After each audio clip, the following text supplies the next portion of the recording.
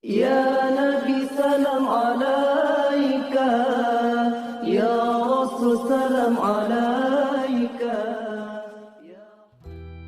Assalamualaikum warahmatullahi wabarakatuh.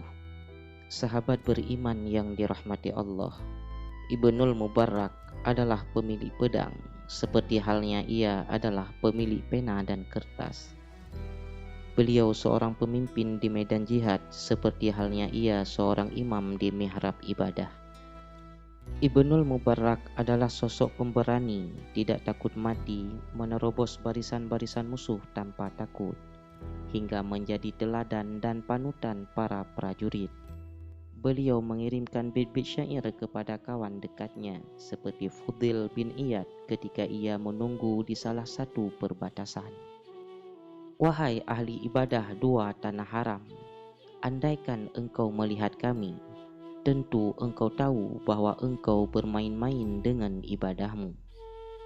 Ketika orang membasahi lehernya dengan derai air mata, leher kami justru berlumur darah. Atau ketika kuda orang kelelahan dalam kebatilan, kuda-kuda kami justru lelah ketika melancarkan serangan pagi. Aroma wangi kalian semerbak, sementara aroma wangi kami, cahaya kuku kaki kuda dan debu lebih wangi bagi kami. Abadah Al-Marwazi menuturkan, pada satu ketika kami berada dalam satuan pasukan bersama Abdullah bin Al-Mubarrak di negeri-negeri Romawi. Lalu kami berpapasan dengan musuh. Ketika dua barisan pasukan telah saling berhadapan, seorang prajurit dari barisan musuh keluar dan mengajak duel. Tantangannya diladeni seseorang di antara kami. Lalu prajurit Romawi membunuhnya.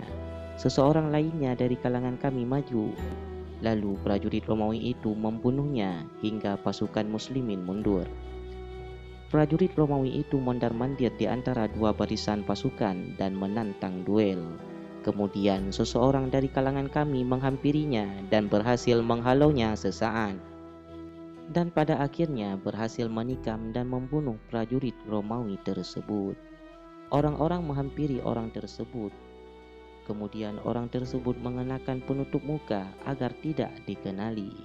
Lalu aku menarik ujung kain penutup mukanya dan membukanya. Ternyata dia adalah Abdullah bin Al-Mubarak. Kemudian ia berkata, engkau wahai Abu Amr termasuk orang yang mencaci kami. Abdullah bin Al-Mubarak menghadiri perang dan memberikan pengorbanan yang baik. Selanjutnya ketika tiba waktunya pembagian harta rampasan perang, ia menghilang hingga ia ditanya tentang hal itu. Ia menjawab, siapa yang aku berperang karenanya sudah mengenaliku. Itulah Ibnul Mubarak, sang mujahid pemberani. Ia berjihad dan berperang tanpa ingin dikenal. Ia menjaga perbatasan dan menghadiri perang demi perang, keluar dari barisan untuk berduel dengan kesatria musuh yang paling tangguh. Walaupun demikian, ia tidak mau menerima harta rampasan perang. Itulah semangat iman dan tulus, faqih berilmu dan gigih mengamalkan ilmunya. Maka tidak heran jika dari semangat itu muncul kitab Al-Jihad yang dianggap sebagai kitab pertama di bidang ini dari segi cakupan hukum, motif, sebab-sebab dan pahala jihad.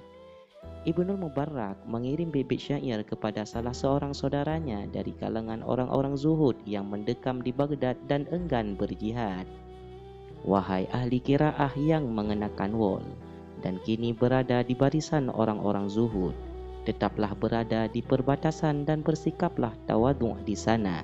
Bukannya di Baghdad tempat para ahli ibadah, Baghdad adalah tempat para raja, juga lingkungan ahli qiraah yang suka berburu.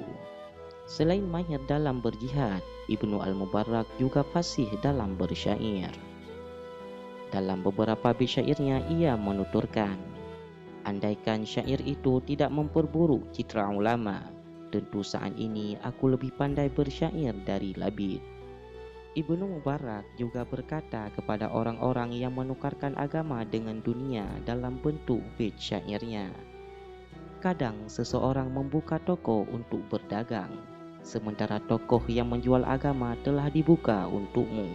Di antara para penguasa terdapat tokoh-tokoh yang tidak pernah tertutup menjual harta benda para sultan dengan agama.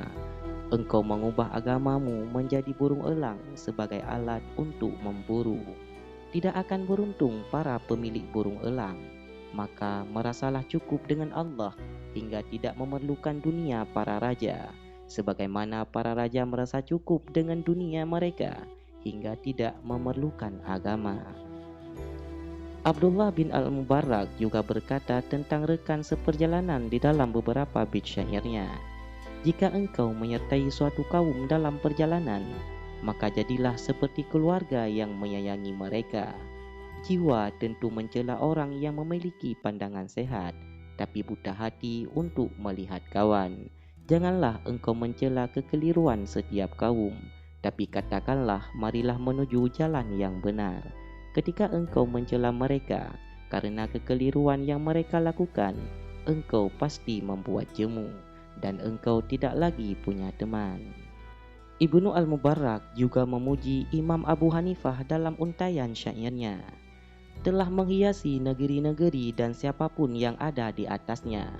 Imam kaum muslimin Abu Hanifah dengan warisan fikih di bidang hadis, laksana ayat-ayat kitab Zabur di atas lembaran.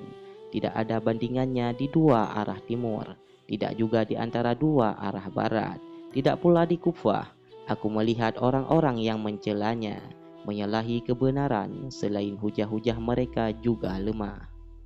Di antara bait syairnya tentang iman yang benar, engkau mendurhakai Tuhan sementara engkau memperlihatkan cinta kepadanya. Sungguh ini adalah perbuatan yang diada-adakan. Andai cintamu benar, tentu engkau taat kepadanya. Sungguh pencinta itu patuh kepada siapa yang ia cintai. Ibnu Al-Mubarak juga bersyair tentang hawa nafsu. Hawa nafsu itu adalah petaka, dan petaka itu ada tandanya. Jangan sampai dia melihatmu merindukan hawa nafsumu. Hamba adalah budak jiwa dalam menuruti segala keinginannya. Orang merdeka adalah sekali kenyang dan sekali lapar. Dan masih banyak lagi bait-bait syair gubahan Abdullah bin Al-Mubarak di berbagai bidang lainnya.